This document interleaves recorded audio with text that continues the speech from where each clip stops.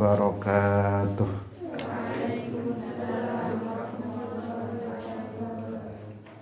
Alhamdulillahi rabbil alamin. Lahun ni'matu wa lahul fadlu wa lahul thana'ul hasan. Wassalawatullahil barrir rahim wal malaikatil muqarrabin ala sayyidina wa maulana Muhammadin wa ala alihi wa ashabihi tayyibin tahirin. Allahumma la sahla illa ma ja'altahu sahla wa anta taj'alul hazna idza syi'ta sahla. Allahumma arzuqna al-ikhlasa fi niyyati wal qawli wal amal wa ba'du.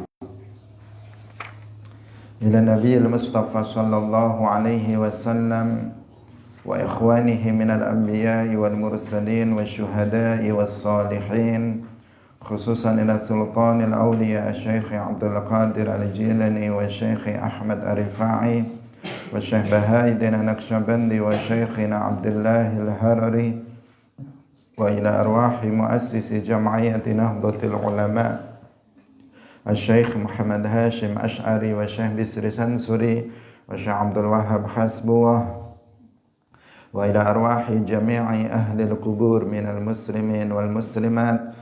Al-Fatihah. A'udzu billahi minasy syaithanir rajim. Bismillahirrahmanirrahim. Alhamdulillahi rabbil alamin. Ar-Rahmanir Rahim. Maliki yaumiddin. Iyyaka na'budu wa iyyaka nasta'in. Ihdinas siratal mustaqim. Siratal ladzina an'amta 'alaihim ghairil maghdubi 'alaihim waladdallin. Amin. Hadirin hadirat kaum muslimin muslimat pemirsa Madu TV rahimakumullah. Alhamdulillah kita bersyukur kepada Allah Subhanahu wa taala. Pagi hari ini Allah Subhanahu wa taala masih melimpahkan nikmat-nikmatnya kepada kita semuanya, terutama nikmat taufik, khalqul qudrah ala ta'ah. Allah menciptakan kemampuan untuk bisa berbuat taat kepada kita sehingga kita bisa hadir dalam majlis ilmu, salah satu amal ketaatan. Amin ya rabbal alamin. Salawat dan salam semoga tetap terlimpahkan kepada Nabi Agung, makhluk termulia secara mutlak, yaitu Nabi Muhammad sallallahu alaihi wasallam, para sahabatnya, keluarganya, serta para pengikutnya yang mengikuti beliau ila yaumil qiyamah. Amin ya rabbal alamin. Hadirin rahimakumullah, kita ikhlaskan niat kita masing-masing, kita ngaji lillahi ta'ala. Kita sampai pada hadis nomor 80. Qala al-muallif rahimahullahu ta'ala an ibni Abbasin anna Rasulullah sallallahu alaihi wasallam jaa ila siqayati fastaqa. An ibni Abbasin, saking ibni Abbas radhiyallahu anhu, anna Rasulullah, saat temani Rasulullah sallallahu alaihi wasallam iku jaa wastaqa sapa Rasulullah ila siqayati maring nggon minum. Fastaqa nuli njaluk minum sapa Rasulullah. Faqala nuli dawuh sapa Al-Abbas, ya Fadlu, Fadl. Fadl itu anaknya Al-Abbas, Al-Fadl ibn Al-Abbas, idhab lunga sapa sira ila ummika maring ibu sira, fakti nuli nekakno sapa sira Rasulullah ing Rasulullah sallallahu alaihi wasallam bisyarabin kelawan inuman min indiha sangking ngersane ummika. Faqala nuli dawuh sapa Kanjeng Nabi, isqini awe ngombe sapa sira ing ingsun sangking banyu kang ana siqayah.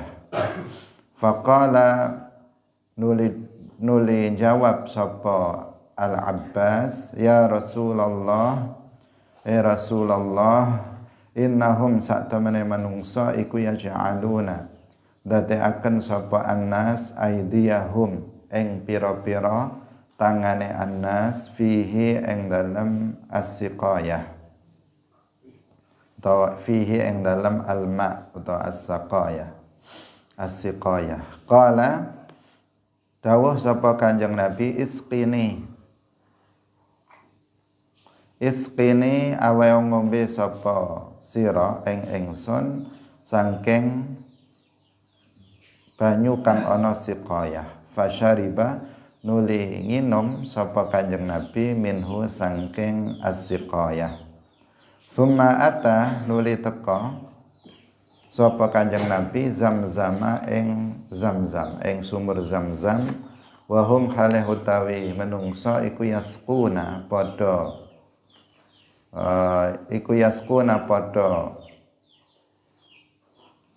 aweh ngombe sapa wong akeh Banul Muttalib, Banu Abdul Muttalib, wa ya'maluna lan padha nglakoni sapa Banu Abdul Muttalib fiha ing dalem Zamzam.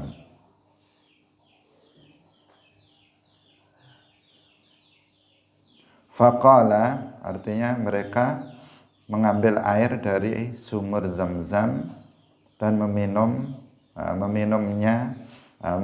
air darinya. Itu yang dimaksud wa ya'maluna fiha. Faqala nuli dawuh sapa Kanjeng Nabi, i'malu nglakonana sapa sira kabeh, fa innakum mangko sak temene sira kabeh iku ala amalin ing atase penggawe sholihin kang bagus. Tsumma qala nuli dawuh sapa Kanjeng Nabi, laula antughlabu lamun ora den kalahaken sapa menungso, lanazaltu, nanti kita jelaskan maksudnya ya. Lanazaltu nuli lanazaltu yakti tumurun mudun sapa ingsun hatta adhaa sehingga nyeleh sapa ingsun alhabla ing tali ala hadhihi ing atase iki, yakni ngarepaken sapa Kanjeng Nabi atiqahu ing pundake Kanjeng Nabi, wa asyara lan aweh isyarat sapa Kanjeng Nabi ila atiqihi maring pundake Kanjeng Nabi. Hadirin rahimakumullah, diriwayatkan dari Ibni Abbas, yakni Abdullah Ibni Abbas, bahwa Rasulullah Shallallahu Alaihi Wasallam itu datang ke tempat minum. Jadi ada tempat yang tempat itu dikhususkan untuk minum orang-orang. Ya. Jadi memang dipersiapkan untuk memberikan minum kepada orang-orang yang ada. Kemudian Rasulullah Shallallahu Alaihi Wasallam meminta minum dari tempat minum tersebut. Siqayah itu adalah tempat minum pamannya yang bernama Al-Abbas. Jadi Al-Abbas itu paman Rasulullah Shallallahu Alaihi Wasallam yang telah masuk Islam. Seperti yang sudah kita ketahui bahwa paman Nabi yang masuk Islam itu ada dua. Yang pertama Al-Abbas dan yang kedua adalah Hamzah. Al-Abbas ibn Abdul Muttalib dan Hamzah ibn Abdul Muttalib itu dua paman Nabi yang sangat dicintai oleh Rasulullah Shallallahu Alaihi Wasallam. Keduanya masuk ke dalam agama Islam. Dan beliau ini Al-Abbas itu adalah ayah dari Abdullah ibni Abbas. Kemudian juga beliau adalah ayah dari Fadl yang kemarin kita sebutkan dalam hadis yang beliau berboncengan dengan Rasulullah Shallallahu Alaihi Wasallam. Kemudian datang seorang perempuan Khothamiyah, kemarin Al-Fadl, itu juga putra dari Al-Abbas yang di sini juga beliau ada dalam hadis ini, Al-Fadl. Kemudian Al-Abbas, jadi Nabi berarti datang ke tempat yang di situ sudah disediakan minuman, yang itu adalah milik dari Al-Abbas. Kemudian Al-Abbas ketika Nabi meminta minum, kemudian Al-Abbas mengatakan, "Ya Fadl, idhab ila ummika fa'ti Rasulullah bisyarabin min indiha." Wahai Fadl, siapa Fadl? Anaknya Al-Abbas. Berarti Al-Abbas memerintahkan kepada anaknya, yaitu Al-Fadl, mengatakan, "Ya Fadl, pergilah kamu kepada ibumu." Nah, ibunya Al-Fadl, namanya Lubabah bintu Al-Harith Al-Hilaliyah. Ummul Fadl, ibunya Fadl, namanya Lubabah bintu Al-Harith Al-Hilaliyah. Fa'ti, kemudian kamu datanglah dengan minuman untuk Rasulullah Shallallahu Alaihi Wasallam yang ada pada ibumu. Artinya karena yang minta minum ini Nabi, maka Fadl diperintahkan oleh Al-Abbas untuk mengambil minuman yang khusus, diambil dari ibunya, bukan minuman yang untuk umum.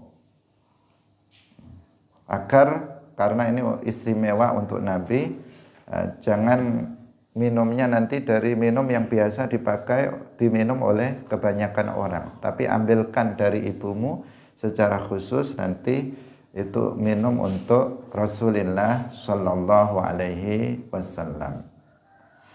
Kemudian beliau bersabda, "Isqini, berilah aku minum dari air ini saja."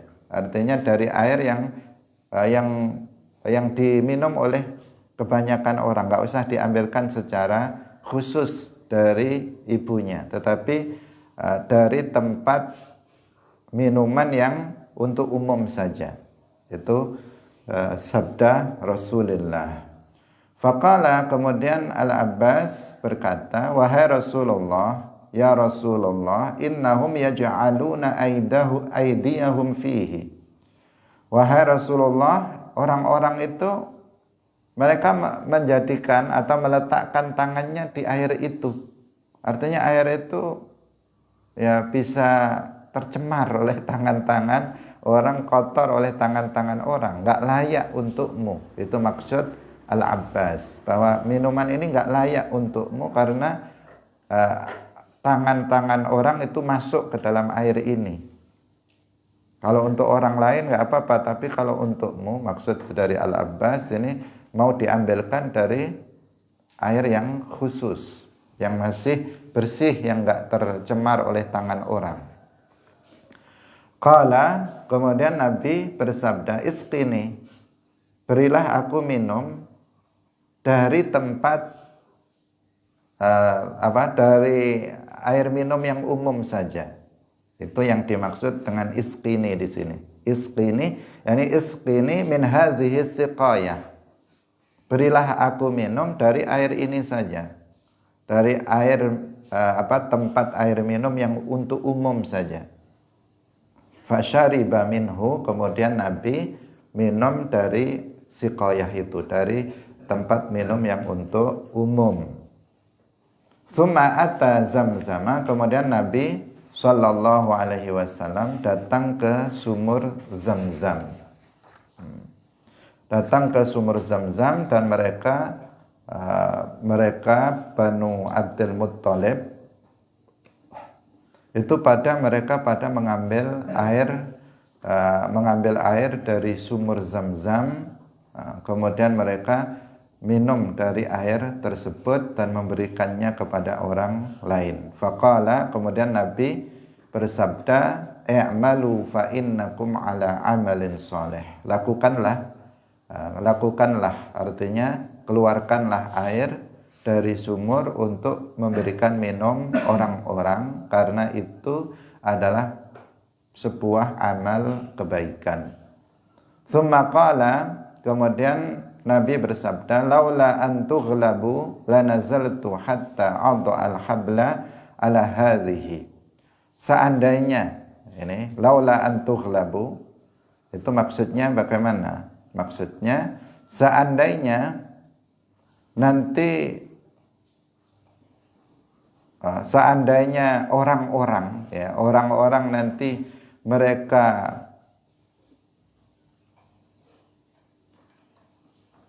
intinya seandainya nanti saya tidak khawatir orang-orang itu karena ngikuti saya semuanya itu melakukan hal yang sama, yaitu semuanya mengambil air untuk untuk minum dan memberikan minum kepada orang lain, maka saya juga akan meletakkan tali di atas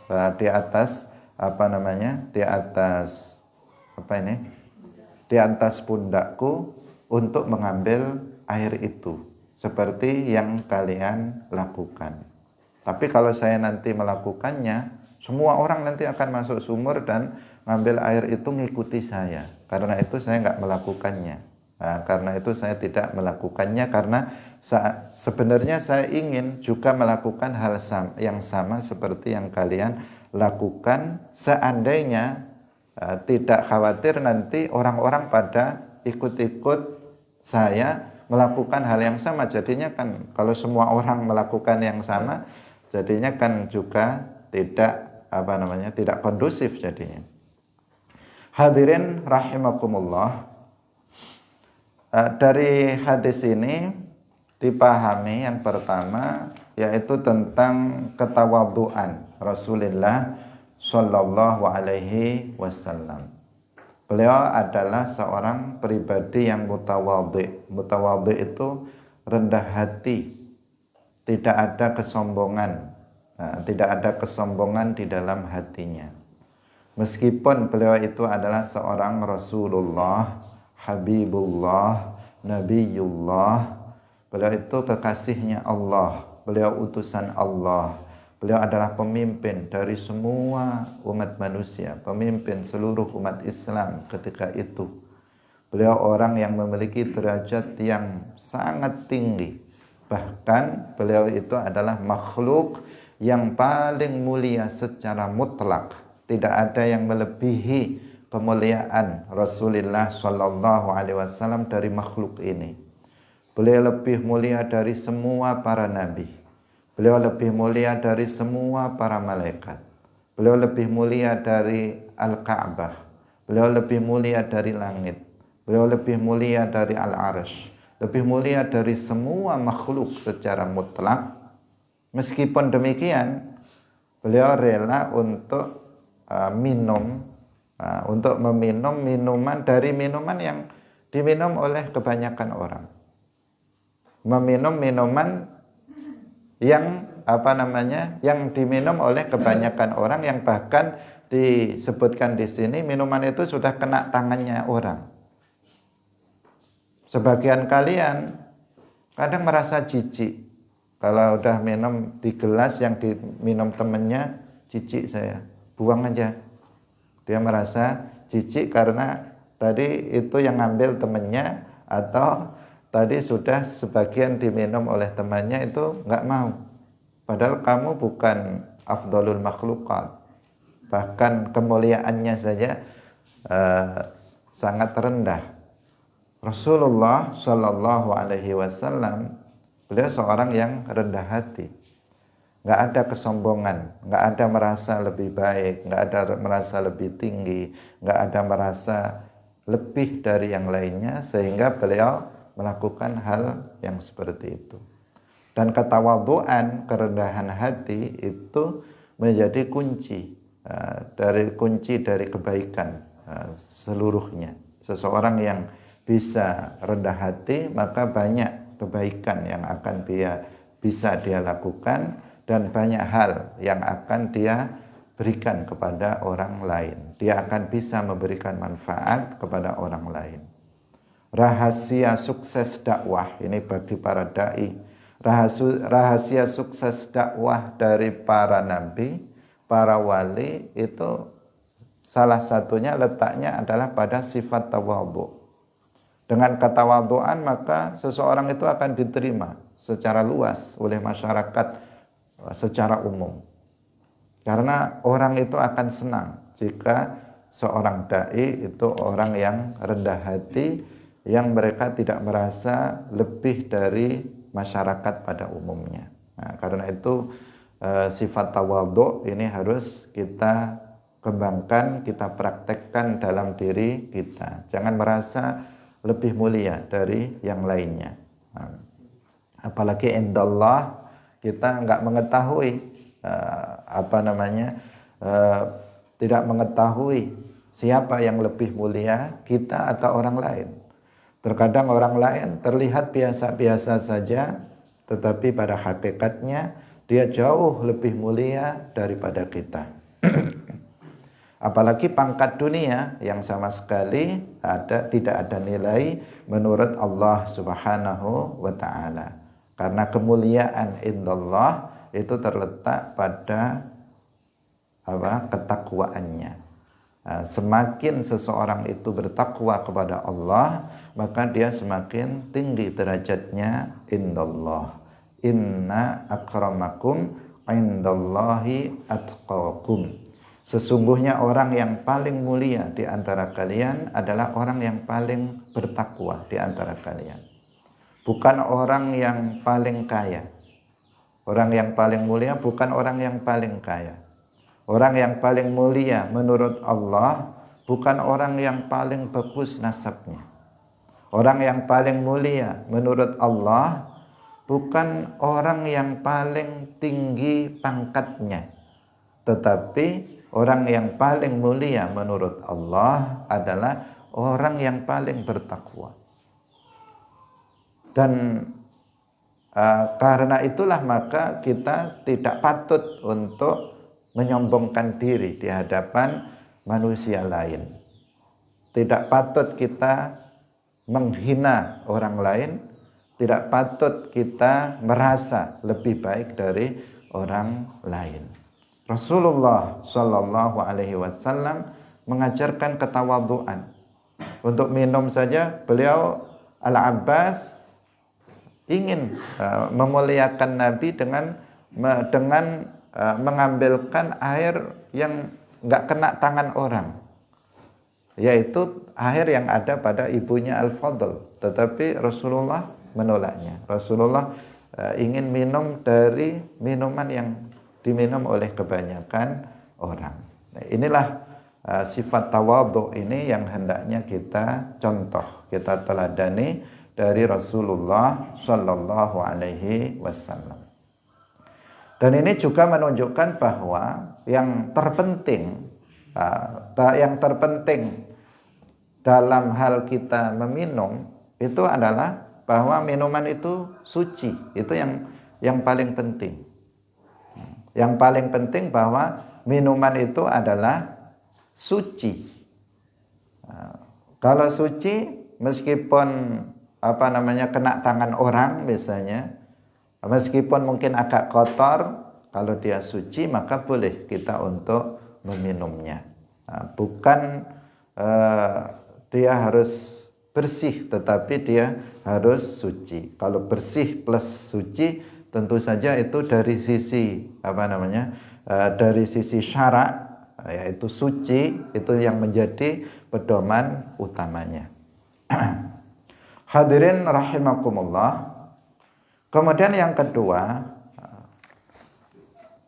pekerjaan yang dilakukan atau kebiasaan yang dilakukan oleh Banu Abdul Muttalib, yaitu dengan mengambil air Zam-Zam, air dari sumur air Zam-Zam, kemudian diberikan kepada orang-orang untuk minum, itu adalah sebuah amalun soleh, sebuah amal kebaikan yang itu bisa juga untuk kita tiru. Hanya saja bedanya di sini kan air Zam-Zam. Jadi mereka itu ngambil air dari sumur Zam-Zam. Zam-Zam itu nama sumur, Bi'ru Zam-Zam, nama sumur yang ada di dekat Masjidil Haram. Jika kalian nanti haji atau umrah, maka kalian bisa berkunjung ke sumur Zam-Zam di dekat Masjidil Haram. Di sumur Zam-Zam itu dulu Banul Muttalib mereka ngambil air dari sumur Zam-Zam, kemudian dibagi-bagikan kepada masyarakat, kepada manusia yang datang untuk minum mereka.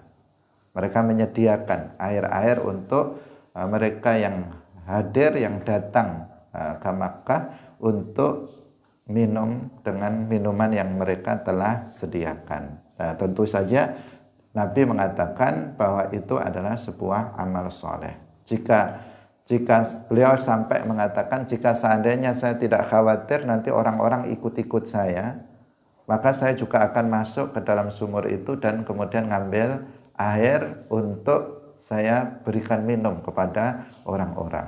Nah, saking menunjukkan bahwa amal itu adalah sebuah amal yang soleh. Nah, tetapi kalau Nabi nanti melakukannya, misalnya memanggul sendiri air dengan pundaknya, maka nanti semua orang nggak ada orang yang dikasih minum, semua ingin ngambil air sendiri dan ngasih minum orang lain. Karena itulah beliau tidak melakukannya, tetapi mereka dari Banul Muttalib yang melakukan amal soleh tersebut.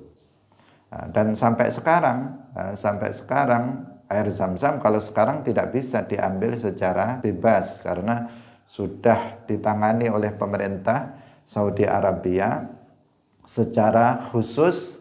Setiap hari air Zam-Zam diambil berton-ton kubik dan disediakan di Makkah dan di Madinah, di masjid Al-Masjidil Haram dan Al-Masjid An-Nabawi. Kita nggak akan sulit untuk cari minum karena di setiap pojokan-pojokan, di setiap tempat itu sudah tersedia air Zam-Zam untuk minum para jamaah. Jadi kalau kita sedang duduk di Masjid Nabawi atau di Masjidil Haram merasa haus, tinggal datang dekat saja, kemudian sudah disediakan gelas yang jumlahnya juga sangat banyak, tinggal kita minum dari air Zam-Zam itu sepuasnya, tidak harus dibagi sedikit-sedikit seperti kalau kita minta oleh-oleh dari orang yang pulang haji dikasih sedikit. Enggak, kita mau minum 2 gelas, 3 gelas, 4 gelas misalnya, kalau mampu itu boleh dan bisa. Karena apa? Terus disediakan dalam jangka waktu tertentu diganti semuanya, gelasnya juga diganti dan seterusnya. Jadi nggak pernah ada waktu yang kosong dari air Zam-Zam yang tersedia di Masjidil Haram ataupun Masjid Nabawi. Kebiasaan itu sudah dilakukan sejak zaman dulu, cuman dahulu kan manual. Kalau sekarang itu kan sudah menggunakan alat untuk mengambil air Zam-Zam. Dan sesuatu yang luar biasa, menunjukkan kekuasaan Allah Subhanahu wa ta'ala. Air Zam-Zam nggak pernah habis, sumurnya nggak pernah nggak pernah habis airnya. Meskipun diambil, bahkan kalau musim haji begini sudah dibawa ke seluruh dunia oleh orang-orang airnya. Ada yang bawa 5 liter dan sebagainya, ada yang lebih dari itu. Tetapi air zam-zam tetap ada saja di sumur itu, nggak pernah kering sumurnya dari air zam-zam. Ini menunjukkan bahwa zam-zam itu memang al-ma' al-mubarak, air yang diberkahi oleh Allah Subhanahu wa taala. Bahkan disebutkan dalam hadis ma'u zam-zam lima syuribalahu. Ini menunjukkan keutamaan dari air zam-zam. Bahwa air zam-zam itu tergantung niat orang yang meminumnya. Niatnya apa? Insya Allah hajatnya akan dikabulkan. Misalnya minta kesembuhan atau minta apa. Ketika meminum air zam-zam itu, maka insya Allah akan dikabulkan oleh Allah Subhanahu wa ta'ala. Hadirin rahimakumullah. Sekarang kita lanjutkan pada hadis berikutnya. Nah, kalau di sini ya kita bisa melakukan hal yang sama. Artinya menyediakan air minum untuk orang-orang yang membutuhkan minum. Meskipun di tempat kita bukan tempat yang kesulitan untuk untuk minum. Semua orang seakan-akan semua orang itu bisa minum tanpa ada kesulitan sedikit pun. Tetapi seandainya kita melakukan amal kebaikan dengan menyediakan minum bagi orang-orang yang membutuhkan minum, misalnya pada kegiatan seperti ini, ada kegiatan tertentu kita sediakan minum untuk mereka yang membutuhkan, nah, tentu itu juga merupakan bagian dari amalun soleh. Ana Abdullah qala. Abdullah yang dimaksud di sini Ana Abdullah ibni Mas'ud. Biasanya kalau di hadis ini kan disebutnya bukan Abdullah. Jadi Ani bin Umar, Ani bin Abbas, biasanya begitu, ya kan? Tapi di sini beda, disebutkan An Abdullah. Bukan Ani bin Mas'ud. Karena kalau An Abdullah, maka di sini nanti kalau orang nggak talaqi, maka akan nggak tahu siapa yang dimaksud Abdullah. Apakah Abdullah ibni Abbas ataukah Abdullah ibni Mas'ud? Apakah Abdullah ibni Umar? Apakah Abdullah ibni Abdullah ibni Amr ibni al-As? Nggak tahu. Kalau nggak talaqi. Tapi kalau talaqi maka menjadi tahu bahwa yang dimaksud oleh muallif di sini adalah An Abdullah ibni Mas'ud. Kalau umumnya ditulisnya apa? Ani bin Mas'udin, maka sudah langsung paham. Kalau disebut Ani bin Mas'udin, maka langsung paham yang dimaksud adalah Abdullah ibni Mas'ud. Tapi kalau disebut An Abdullah, maka di sini masih belum diketahui, kecuali apabila kita talaqi ngaji dari guru, maka kita baru tahu oh yang dimaksud Abdullah di sini adalah Abdullah ibni Mas'ud. An Abdullah ibni Mas'ud qala ma ra'aitu ora ningali sapa ingsun Rasulullah ing Rasulullah sallallahu alaihi wasallam salat sapa Rasulullah salatan ing salat bi ghairi miqatiha kelawan tanpa waktune salat illa salataini kejaba salat loro jamaah ngumpulaken sapa Kanjeng Nabi bainal maghribi ing dalam antarane salat maghrib wal isya'i lan isya wa shallalan salat sapa Kanjeng Nabi al fajr ing salat fajar salat subuh qabla miqatiha ing dalem sadurunge waktune kang biasa. Wa dzalika lan utawi mangkono iku fil haji ing dalem haji. Hadis ini juga sangat rawan untuk disalahpahami. Sekali lagi kita menegaskan bahwa belajar ilmu agama itu harus musyafahah, harus talaqi, ngaji kepada guru. Termasuk ngaji hadis. Kalau orang ngaji baca kita hadis ini, nggak ngaji atau dia belajar atau membaca hadis ini sekedar dibaca dan diterjemahkan, tidak ngaji kepada orang yang sudah ngaji kitab ini sampai kepada muallif, sampai kepada Rasulullah Sallallahu Alaihi Wasallam, maka dipastikan akan salah paham. Karena terjemahan hadis ini, perhatikan terjemahan hadis ini, saya terjemahkan secara harfiah. Dan terjemah harfiah ini terjemah yang keliru. Yang akan saya ucapkan ini adalah yang keliru. Terjemahan yang apa adanya sesuai dengan yang tertulis. Dikatakan orang yang menerjemah secara keliru, dia akan berkata, aku tidak melihat Rasulullah sholat tidak pada waktunya kecuali dalam 2 sholat. Berarti Nabi pernah 2 kali sholat tidak pada waktunya. Pertanyaannya, sholat tidak pada waktunya sah atau tidak sah? Tidak sah. Belum zuhur sudah sholat, belum subuh sudah sholat, gak sah sholatnya. Jadi zahirnya Nabi itu pernah 2 kali sholat tidak pada waktunya. Dikatakan secara harfiah. Nabi mengumpulkan di antara maghrib dan isya. Kalau ini masih mungkin karena jamak. Kemudian yang berikutnya dikatakan wa shallal fajra qabla miqatiha, dan Nabi sholat subuh sebelum waktunya. Dan itu di saat haji. Berarti subuh belum masuk, Nabi sudah sholat. Nah, nanti kalau orang memahaminya secara harfiah, dia akan setelah membaca ini mengatakan nggak apa-apa kita sholat subuh sebelum masuk waktunya. Karena Nabi pernah melakukannya. Nabi pernah sholat subuh, waktu subuh belum masuk, Nabi sudah sholat. Itu pemahaman secara harfiah. Dan itu keliru, pemahaman itu keliru. Kalau nggak ngaji juga nggak bisa.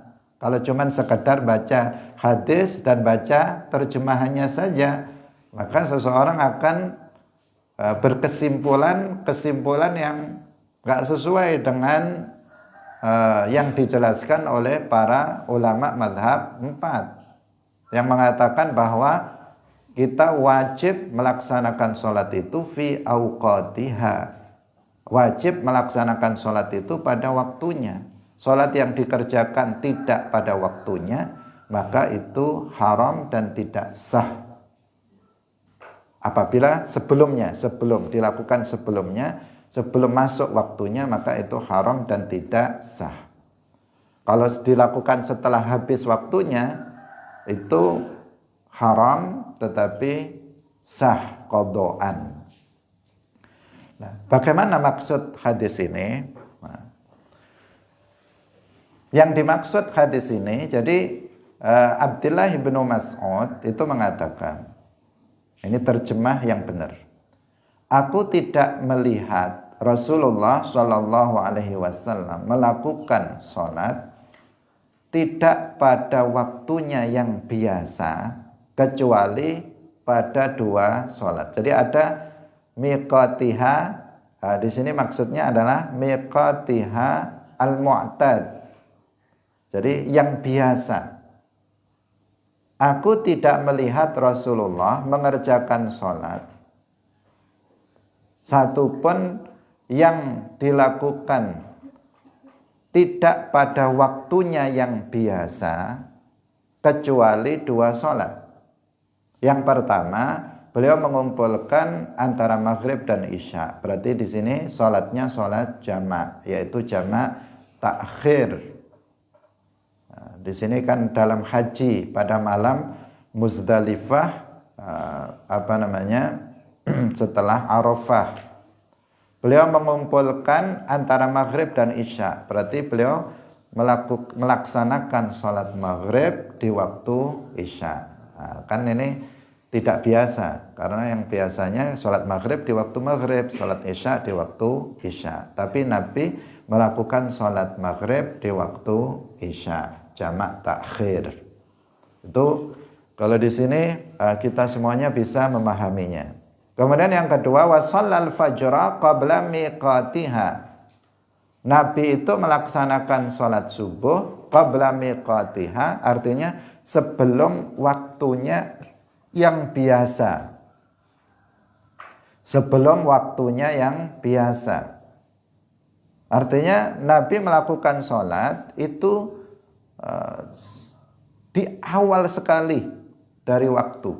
Artinya beliau mempercepat pelaksanaan sholat subuh sebelum waktunya yang biasa.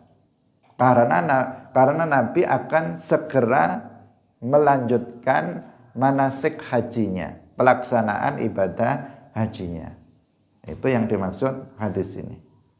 Jadi kalau biasanya agak tidak langsung begitu masuk subuh langsung sholat, tetapi ada jeda waktu untuk kemudian melaksanakan sholat subuh. Tetapi di waktu beliau sedang haji, ketika di Muzdalifah, maka beliau sholat subuhnya begitu masuk waktu subuh, beliau langsung mempercepat sholatnya, karena setelah itu beliau akan melanjutkan ritual ibadah hajinya.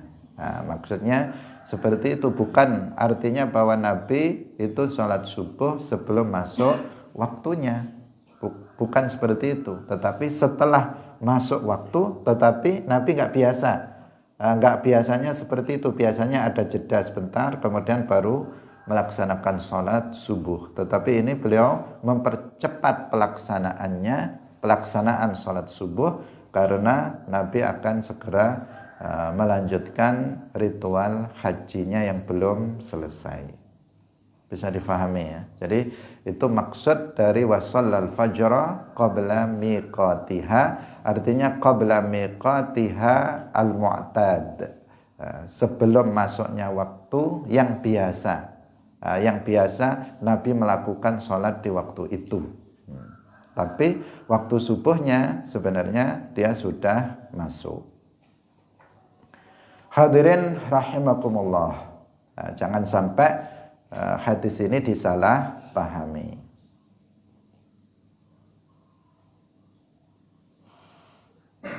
Jika disalah pahami, maka sangat fatal ya, akibatnya sangat fatal, karena akan menuduh Nabi melaksanakan sholat sebelum masuk waktunya. Pertama itu, padahal itu haram dan tidak sah, seperti yang sudah kita pelajari.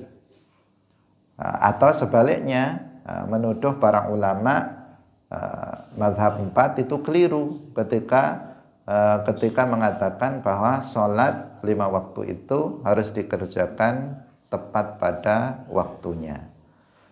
Karena dianggap oleh dia yang baca hadis sendiri tanpa ngaji, itu dianggap menyalahi hadis ini yang zahirnya seakan-akan dikatakan Nabi pernah sholat sebelum masuk waktunya.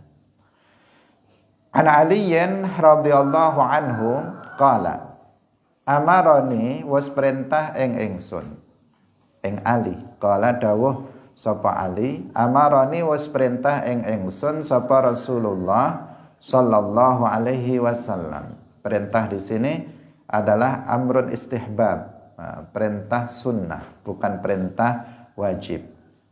Amaroni was perintah ingsun sapa Rasulullah sallallahu alaihi wasallam an atasaddaqa ing yen ta sedekah sapa ingsun bijilalil budni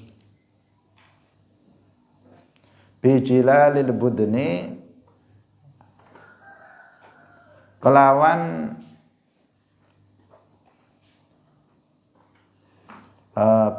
punuke unta. Itu semacam itu ya. Allati kang nahartu kang wis beleh sapa ingsun. Wa bijuludiha lan kelawan pira-pira kulite al-budni. Diriwayatkan dari Ali radhiyallahu anhu, beliau berkata, Rasulullah sallallahu alaihi wasallam telah memerintahkan kepadaku untuk bersedekah dengan jilalil budni. Jilalil budni itu sesuatu yang ada di punggung unta, seperti punuknya dan semacamnya. Punuk dan semacamnya yang ada di daerah punggungnya unta. Dan juga dengan bersedekah dengan itu dan dengan kulitnya. Jadi ini Nabi itu pernah beliau ini di saat haji juga beliau itu menyembelih sebagai al-hadyu. Dalam haji itu adalah istilah al-hadyu, yaitu sembelihan yang mesti untuk disembelih. Nabi pernah menyembelih 100 ekor unta. Banyak sekali, beliau sendiri yang menyembelihnya. Kemudian sisanya itu diberikan kepada Sayyidina Ali ibn Abi Thalib untuk menyembelihnya. Setelah disembelih, kemudian Nabi memerintahkan kepada Ali, perintahnya perintah sunnah tidak wajib, agar bagian punggung unta itu, artinya daging yang ada pada punggung unta dan juga kulitnya itu untuk disedekahkan. Itu maksud dari hadis ini. Jadi perintahnya itu adalah perintah sunnah. Ini yang perlu untuk diperhatikan. Amaroni artinya di sini adalah perintah sunnah, bukan perintah wajib. Al-Bukhari qala Ata'un. Al-Bukhari qala Ata'un. Itu maksudnya begitu. Qala Al-Bukhari qala Ata'un.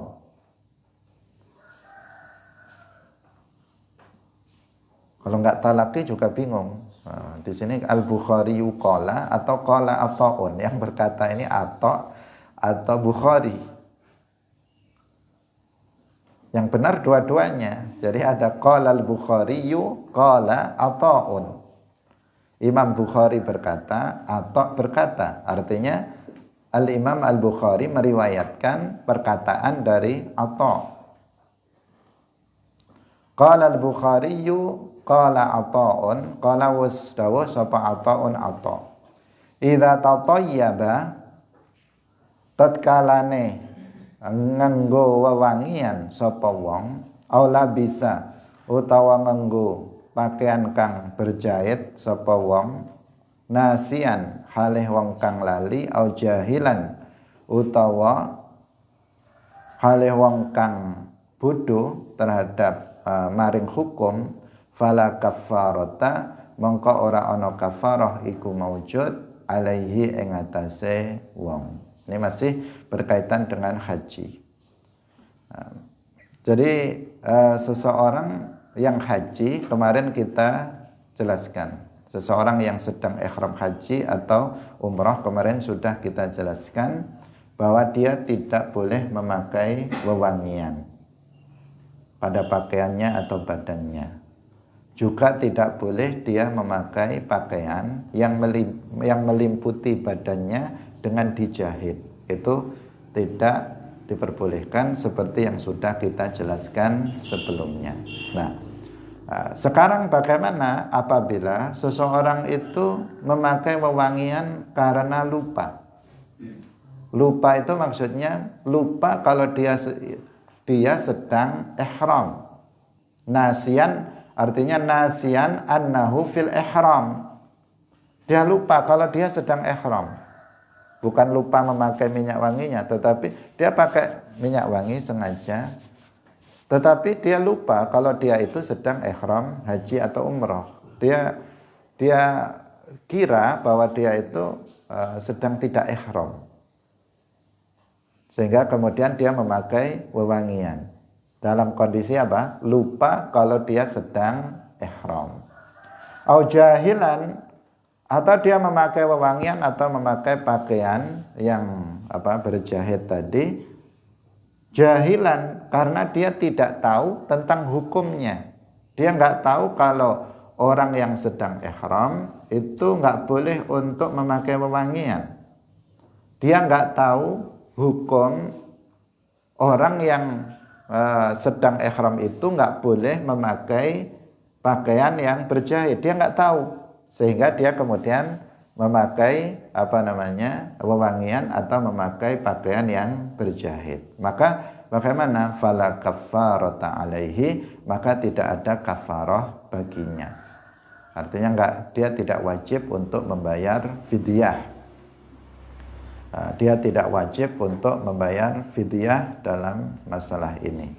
Nah, karena kondisinya adalah nasian au jahilan. Tapi kalau dia nggak lupa, kalau sedang ihram dan dia tahu tentang hukumnya, kemudian dia tetap melakukannya, maka dia nanti akan kena kafarah, dia akan kena fidyah. Ini hadis ini yang dipegangi oleh Al-Imam Asy-Syafi'i dan juga para ulama yang lainnya. Hadirin rahimakumullah, waktu sudah habis sampai di sini kajian kita pada pagi hari ini. Semoga bermanfaat bagi kita semuanya, menjadi ilmu yang manfaat, barokah fid dunya wal akhirah. Barakallahu fikum, wallahu muwaffiq ila aqwamit thariq. Wassalamualaikum warahmatullahi wabarakatuh. La ilaha illallah. Allahumma salli ala sayyidina Muhammad wa ala alihi wa sahbihi wa sallim. Rabbighfirli wa liwalidayya wa lil mu'minina wal mu'minat.